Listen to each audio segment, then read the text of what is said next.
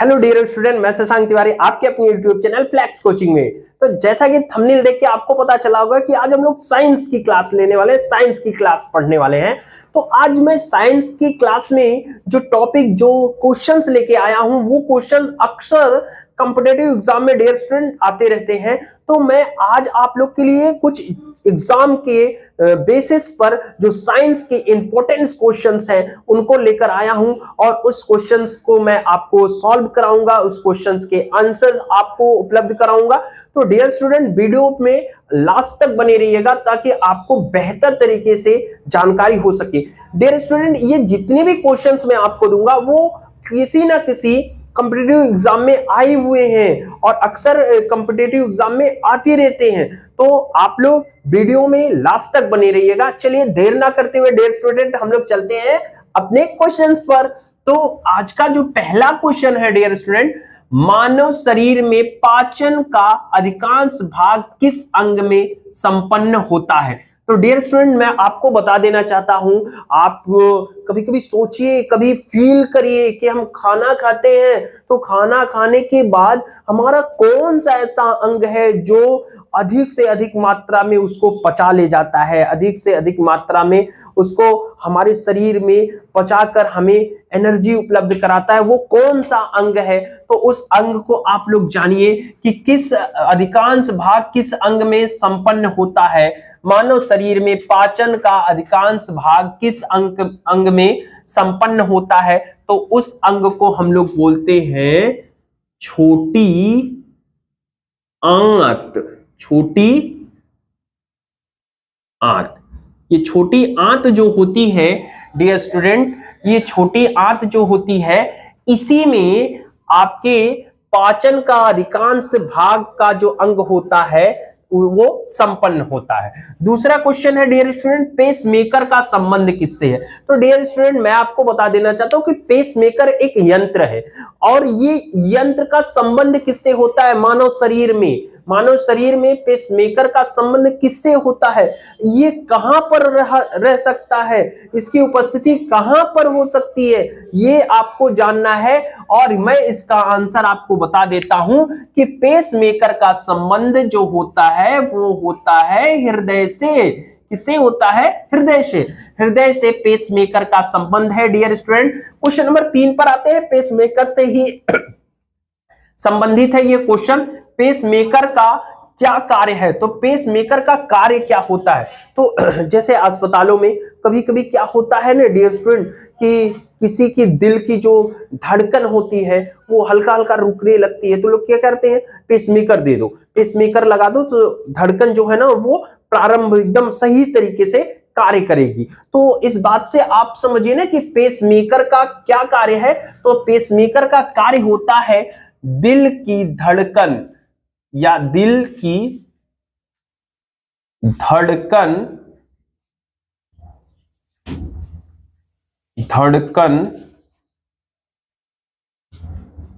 प्रारंभ करना। दिल की धड़कन प्रारंभ करना। तो पेसमेकर का कार्य होता है दिल की धड़कन प्रारंभ करना। अब दूसरे दिल की धड़कन मत समझ लेना, यहाँ पे जो दिल यहाँ धड़क रहा है ना, जिससे जी रहे हो, उस दिल की बात हो रही है डियर स्टूडेंट। तो यहाँ पे पेसमेकर का क्या कार्य होता है? तो दिल की धड़कन प्रारंभ करना, ये पेसमेकर का कार्य होता है। बहुत सारे लोगों को ऑपरेट करके पेसमेकर लगाया जाता है जिससे उनकी दिल की धड़कन सही तरीके से कार्य करे। डॉक्टर ऐसा लगाकर सलाह देते हैं। तो जैसे डीजे उजे के सामने जाओगे तो ये दिक्कत करता है, तो बोलते हैं कि इन सारी चीजों से बचना है और ये पेसमेकर का कार्य होता है कि दिल की धड़कन प्रारंभ करना। क्वेश्चन नंबर 4 पर आते हैं डियर स्टूडेंट, सोते समय रक्तदाब। देखिए रक्तदाब थोड़ा सा अगर आपको समझ में ना आए तो मैं यहां लिख देता हूं बीपी। बीपी, ठीक है डियर स्टूडेंट, बीपी। सोते समय रक्तदाब में क्या परिवर्तन होता है? तो डियर स्टूडेंट, जब मनुष्य सोता है तो उसकी जो बीपी होती है उस पर क्या प्रभाव पड़ता है? तो जब मनुष्य सोता है तो डियर स्टूडेंट उसकी बीपी जो होती है ना वो क्या होती है? घटती है। क्या होती है? घटती है। ठीक है डियर स्टूडेंट, लेकिन अगर मनुष्य दौड़ रहा है और किसी ऊंचाई पर चढ़ रहा है, बहुत तेजी से भाग रहा है, तो उस समय रक्तदाब या बीपी जो होती है वो बढ़ती है। जब मनुष्य सोता है, विश्राम करता है, आराम करता है, तब उसकी जो बीपी है वो घटती रहती है, सामान्य रहती है। लेकिन जब दौड़ेगा, खूब मेहनत करेगा, किसी ऊंचाई पर चढ़ेगा, तो उसकी बीपी क्या होगी? बढ़ती है। बात समझ में? गुस्सा करते हो तो भी बीपी क्या होती है? बढ़ जाती है। ठीक है ना? तो इस बात को ध्यान में रखना। और ज्यादा बीपी बढ़ा दोगे ना तो दिक्कत होता है। दिक्कत क्या होता है? एक एज में अगर बीपी ज्यादा बढ़ जाती है तो पैरालिसिस हो जाता है। ठीक है? तो उस बात को ध्यान में रखना, बीपी डाउन करके रखना। ठीक है? चलिए बात को आगे बढ़ाते हैं। सोते समय रक्त दाब में क्या परिवर्तन होता है? तो जो बीपी होती है वो क्या होती है? घटती है। घटती है डियर स्टूडेंट, घटती है बीपी। चलिए क्वेश्चन नंबर 5 पर आते हैं। मानव रक्त प्लाज्मा में प्रायः पानी की प्रतिशत मात्रा कितनी होती है? तो जो मानव रक्त प्लाज्मा होता है डियर स्टूडेंट, उसमें आरबीसी पाया जाता है, डब्ल्यूबीसी पाया जाता है, लेकिन उसमें पानी का भी मात्रा पाया जाता है। तो उसमें जल की मात्रा, उसमें पानी की मात्रा कितनी होती है? इसका आंसर मैं आपको उपलब्ध कराता हूं। ठीक है? तो डियर स्टूडेंट ध्यान दीजिए, मानव रक्त प्लाज्मा में प्रायः पानी की प्रतिशत मात्रा कितनी होती है? तो मैं आपको बता देना चाहता हूं, उसकी प्रतिशत मात्रा 80 से 90% तक होती है। इस बात को ध्यान में रखिएगा डियर स्टूडेंट। चलिए क्वेश्चन नंबर 6 पर आते हैं। दूध के घनत्व को किसके द्वारा मापा जाता है? अब दूध का जो घनत्व होता है उसको किसके द्वारा मापा जाता है? अभी क्या होगा, दूधवा में पानी मिला देते हैं, तो जो दुकानदार होता है, जो डेयरी वाला होता है, वो यंत्र रखता है, नाप लेता है कि अच्छा इतना पानी मिला के लाए हो, है? तो मामला गड़बड़ हो जाता है। तो ये बोल रहे हैं ना कि दूध के घनत्व को किसके द्वारा मापा जाता है? तो उस यंत्र का क्या नाम है जिसके द्वारा घनत्व को मापा जाता है दूध के? तो उसका नाम है डियर स्टूडेंट लैक्टोमीटर। लैक्टोमीटर। ठीक है? लैक्टोमीटर के द्वारा दूध के घनत्व को मापा जाता है। क्वेश्चन नंबर 7 पर आते हैं। किलोवाट घंटा किसकी इकाई है? तो किलोवाट घंटा किसकी इकाई है? तो ये जान लीजिए, ऊर्जा की इकाई है। किसकी? ऊर्जा की। ठीक है? किलोवाट घंटा किसकी इकाई है? तो ऊर्जा की इकाई, डियर स्टूडेंट ऊर्जा की इकाई है। क्वेश्चन नंबर 8 पर आते हैं। कौन सी विटामिन जल में घुलनशील है? तो डियर स्टूडेंट बहुत सारे ऐसे विटामिन हैं जिसको हम लेते हैं, तो उसमें से कौन सी ऐसी विटामिन होती है, कौन सी ऐसी विटामिन है जो जल में क्या होती है? आसानी से घुल जाती है या जल में घुलनशील होती है। उस विटामिन को आपको जानना है तो आप वीडियो पर बने रहिए, तभी ना जान पाएंगे। ठीक है? चलिए बात को आगे बढ़ाते हैं। कौन सी विटामिन जल में घुलनशील है? तो विटामिन बी और सी। विटामिन बी और सी। ठीक है? विटामिन बी और सी ये जल में घुलनशील है। ठीक है? क्वेश्चन नंबर 9 पर आते हैं। क्वेश्चन नंबर 9, किसी चुंबक को गर्म करने पर उसके चुंबकत्व पर क्या प्रभाव पड़ता है? अगर डियर स्टूडेंट कोई चुंबक है, आप उसको गर्म कर दिए, तो उसका जो गुण है, चुंबकत्व का जो गुण होता है, उस पर क्या प्रभाव पड़ेगा? तो मैं आपको बता देना चाहता हूं कि चुंबक को गर्म करने पर उसका जो चुंबकत्व का गुण है वह पूरी तरीके से नष्ट हो जाएगा। तो क्या हो जाता है? क्या प्रभाव पड़ता है? नष्ट हो जाता है। नष्ट हो जाता है। क्या नष्ट हो जाता है? चुंबकत्व का जो गुण होता है वो क्या होता है? नष्ट हो जाता है। ठीक है डियर स्टूडेंट। और क्वेश्चन नंबर 10 पर आते हैं। ग्रहों के गति का नियम किसने प्रतिपादित किया? अब देखिए ऐसे ऐसे महान व्यक्ति हैं जो ग्रहों के गति का नियम का प्रतिपादन किया, उनका नाम क्या है? उनके नाम को हम लोग जानते हैं। देखिए जो यहाँ पे मैं आपको पढ़ा रहा हूं ये अक्सर कॉम्पिटिटिव एग्जाम में आए हुए क्वेश्चन हैं डियर स्टूडेंट। मैं कुछ ही क्वेश्चन को जो अक्सर आते हैं क्वेश्चन, उन्हीं क्वेश्चन को लेके आपके पास आया हूं कि आप कम समय में बेहतर तैयारी कर सकें। और डियर स्टूडेंट अगर आप लोग चैनल पर नए हैं तो चैनल को सब्सक्राइब कर दीजिए और लाइक करिए, वीडियो को शेयर करिए, एक दूसरे से अपने फ्रेंड तक भी इस जानकारी तक पहुंचाइए कि आपके फ्रेंड भी इन चीजों को पढ़ सकें। और उनसे भी बोलिए कि चैनल को लाइक करें, सब्सक्राइब करें और बेल आइकन को जरूर दबाइए ताकि नए नए अपडेट जो मैं यहाँ पे आपको पढ़ाऊंगा आप तक पहुंचता रहे। डियर स्टूडेंट, चलिए बात को आगे बढ़ाते हैं कि ग्रहों के गति का नियम किसने प्रतिपादित किया। तो उस व्यक्ति का, उस महान व्यक्ति का क्या नाम है? तो उस महान व्यक्ति का नाम है केपलर। ठीक है, केपलर ने ग्रहों के गति के नियम का प्रतिपादन किया था। नाम याद रखना डियर स्टूडेंट, केपलर। ये क्वेश्चंस आते हैं तो क्वेश्चंस को समझिएगा। यहाँ पे क्वेश्चन नंबर 11 पर आते हैं सोडियम। Na का मतलब है डियर स्टूडेंट सोडियम, और K का मतलब है पोटेशियम।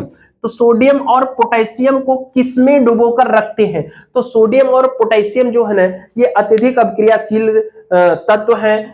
रसायन विज्ञान में ये इनके बहुत से योगदान है डियर स्टूडेंट। तो जो सोडियम होता है, जो पोटेशियम होता है, वो जल के साथ बहुत तेजी से अभिक्रिया कर लेता है, पानी के साथ बहुत तेजी से अभिक्रिया कर लेता है। तो इसको पानी में डुबोकर रख नहीं सकते हैं तो डियर स्टूडेंट, और इनको खुले में भी नहीं रख सकते हैं क्योंकि खुले में मॉइस्चराइज रहता है, मौसम नमी रहती है।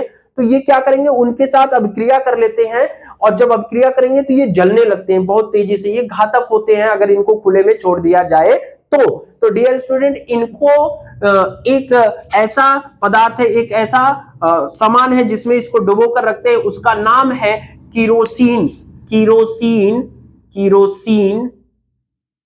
किरोसिन का तेल। ठीक है डियर स्टूडेंट, और गांव वाली भाषा में पहले, अब तो लाइट वाइट आ गई, सोलर लाइट और ये सब बहुत सारी व्यवस्थाएं होगी, टेक्नोलॉजी बहुत आगे चली गई है। तो अब क्या है कि पहले किरोसिन को गांव वाली भाषा में मिट्टी का तेल बोलते थे। तो ये जो किरोसिन का तेल है उसमें सोडियम और पोटेशियम को डुबोकर रखा जाता है। तो क्वेश्चंस आते हैं ऐसे कि सोडियम और पोटेशियम को किसमें डुबोकर रखते हैं, तो उसका नाम क्या है? तो उसका नाम है किरोसिन का तेल। ठीक है, या किरोसिन भी आ सकता है, तेल नहीं रह सकता है। क्वेश्चन नंबर 12 पर आते हैं, मनुष्य आंखों से कितनी डिग्री तक देख सकता है? अब ये बताओ, पीछवा देख लोगे ऐसे, कितनी डिग्री तक देख पाओगे? नहीं ना। अब पीछवा देखने के लिए दूठो यहाँ भी आंख लगवाना पड़ेगा है। अब वो तो भगवान से रिक्वेस्ट करेंगे तो हो सकता है मिल जाए। ठीक है, तो अब 180 डिग्री देखना है, देख पाओगे? नहीं है, देख पाओगे। तो अब क्या करना है कि हमको ये जानना है ना कि मनुष्य अपनी आंखों से कितनी डिग्री तक देख सकता है। अब कैमरा तो है ना कि चारों तरफ ऐसे से घुमा दो और देख लो, अब ये सामने है तो हम कितनी डिग्री तक देख सकते हैं उसको जानते हैं। ठीक है, तो मनुष्य आंखों से कितनी डिग्री तक देख सकता है? तो मैं आपको बता दूं 150 डिग्री तक मनुष्य अपनी आंखों से आसानी से देख सकता है, 150 डिग्री। ठीक है डियर स्टूडेंट, क्वेश्चन नंबर 13 पर आते हैं, पौधों में पाए जाने वाला हार्मोन ऑक्सीन की खोज किसने की थी? अब यहाँ पे देखिए डियर स्टूडेंट, यहां से दो क्वेश्चंस तैयार हो गए, दो क्वेश्चन। एक तो ऐसे तैयार हो गया जो मैं आपको सामने लिखा हूं, दूसरा क्या क्वेश्चन तैयार हो रहा है कि पौधों में पाए जाने वाला हार्मोन कौन है, कौन सा है, या पौधों में पाए जाने वाले हार्मोन का क्या नाम है। ठीक है, तो उस हार्मोन को हम बोलते हैं ऑक्सीन। ऑक्सीन होता है जो पौधों में पाया जाता है। ठीक है, तो यहां से एक क्वेश्चन ये तैयार हो गया कि पौधों में पाए जाने वाला हार्मोन क्या होता है, उसका क्या नाम है? तो उसका नाम है ऑक्सीन। और दूसरा क्वेश्चन यहां पे मैं आपको लिखा हूं कि पौधों में पाए जाने वाला हार्मोन ऑक्सीन की खोज किसने की थी? तो उसका नाम क्या है? नाम लिख लीजिए, चार्ल्स डार्विन। चार्ल्स डार्विन इनका नाम है, जो पौधों में पाए जाने वाले हार्मोन ऑक्सीन की खोज की थी। क्वेश्चन नंबर 14 पर चलते हैं, चलती लिफ्ट में मनुष्य के वजन पर क्या फर्क पड़ेगा?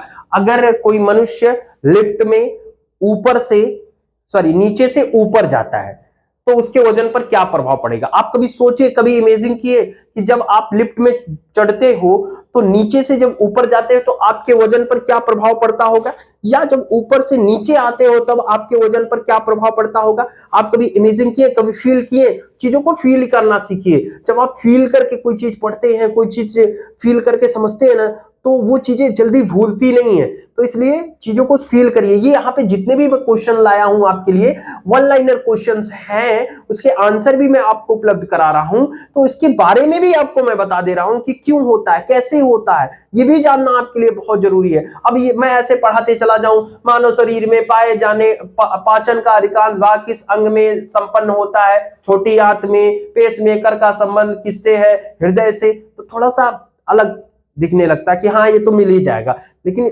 जानकारी अंदर तक जानिए कि क्यों होता है, कैसे होता है। तो यहाँ पे बोला है कि चलती लिफ्ट में मनुष्य के वजन पर क्या फर्क पड़ेगा, तो मैं आपको बता देना चाहता हूं कि जब लिफ्ट से आप नीचे से ऊपर जाते हैं, ठीक है, ठीक है, ऊपर जाने पर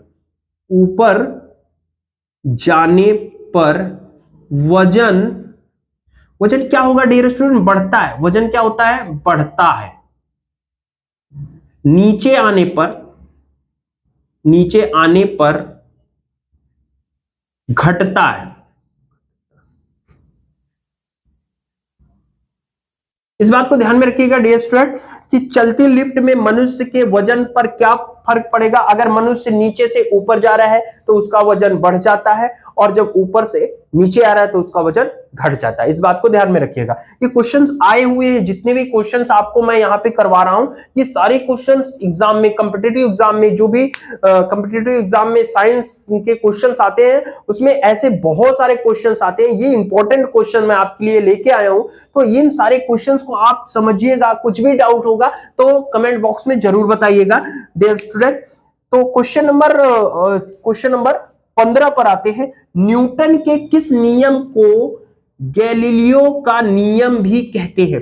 तो न्यूटन का वो कौन सा नियम है जिसको हम गैलीलियो का नियम भी कहते हैं, या गैलीलियो के नियम के नाम से भी जानते हैं, ठीक है।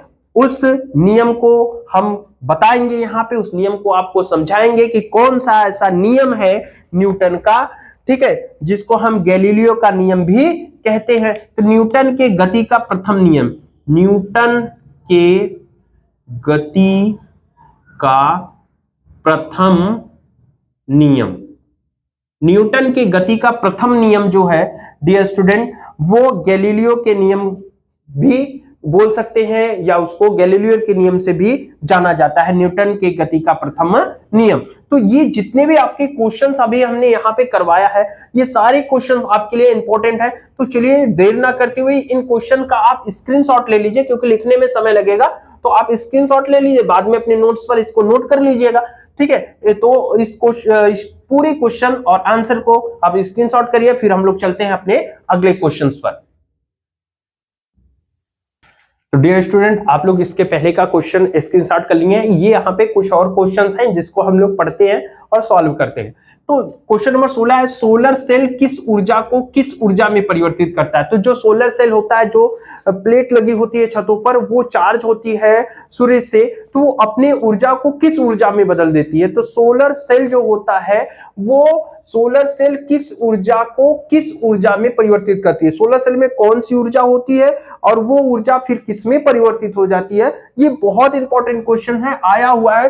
तो सौर ऊर्जा को विद्युत ऊर्जा में परिवर्तित करती है, किसमें, सौर ऊर्जा को विद्युत में, किसमें, विद्युत ऊर्जा में बदल देती है, ठीक है। तो सोलर सेल की जो ऊर्जा होती है वो सौर ऊर्जा से विद्युत ऊर्जा में परिवर्तित हो जाती है। क्वेश्चन नंबर 17 पर आते हैं। यदि पृथ्वी पर किसी इंसान का वजन 38 केजी है, तो बुध ग्रह पर उस इंसान का वजन कितना होगा। अगर कोई इंसान है, उसका पृथ्वी पर जो वजन है वो 38 केजी होता है, तो जो बुध ग्रह है उस पे उसका वजन कितना होगा। तो ये मैं बता दूं कि अगर कोई मनुष्य 100 केजी का है और वो बुध ग्रह पर जाता है, तो उसका 38% ही लिया जाता है, 38% जो वजन होता है वही वहां पर मान्य रहता है, वही वहां पर होता है। तो अगर किसी मनुष्य का, किसी इंसान का वजन 38 केजी है पृथ्वी पर, तो वह बुध ग्रह पर उसका वजन कितना होगा। तो आप लोग इसको सॉल्व कर सकते हैं। 38 गुणे 38 बटे 100 करेंगे तो ये इसका आंसर आ जाएगा लगभग 14, ठीक है। हाँ 14.44 kg, इस चीज को ध्यान में रखिएगा। क्वेश्चन नंबर 18 पर आते हैं, लोहे पर जंग लगना किस तरह की अभिक्रिया है? तो अगर लोहे पे जो जंग लगता है वो किस प्रकार की अभिक्रिया है, तो उसका नाम है रेडॉक्स अभिक्रिया, उसको हम बोलते हैं रेडॉक्स अभिक्रिया। लोहे पर जंग लगना रेडॉक्स अभिक्रिया कहलाता है। क्वेश्चन नंबर 19 पर आते हैं, मनुष्य में पाचन क्रिया कहां से प्रारंभ होती है? तो डियर स्टूडेंट, जब आप खाना खाते हो, खाना खाने जैसे ही मुंह में डालते हो तो उसको चबाना स्टार्ट करते हो, जब चबाते हो तभी से पाचन क्रिया स्टार्ट हो जाती है। तो आप ये जानो, ये क्वेश्चंस आए हुए हैं डियर स्टूडेंट, क्वेश्चन जितने भी मैं आपको करा रहा हूं सारे क्वेश्चन आए हुए हैं, तो क्वेश्चन को इग्नोर नहीं करना है, सारे क्वेश्चन को सॉल्व करना है, सारे क्वेश्चन को तैयार करना है। तो मनुष्य में पाचन क्रिया कहां से प्रारंभ होती है? तो मुख से जैसे ही आप खाना खाते हो तो पाचन क्रिया जैसे चबाना स्टार्ट करते हो स्टार्ट हो जाता है। और ये क्वेश्चन है ईईजी, इसका फुल फॉर्म अगर आप बोलेंगे तो मैं बता दूंगा, लेकिन आपको बताने से पहले मैं चाहता हूं कि आप कमेंट बॉक्स में ईईजी का फुल फॉर्म लिखकर हमको बताएं। तो ईईजी किससे संबंधित है? तो ईईजी जैसे जांच कराते हो ईसीजी होता है ना, तो इसी तरह से ये भी है। ईईजी किससे संबंधित है? तो ये संबंधित है मस्तिष्क से। किससे?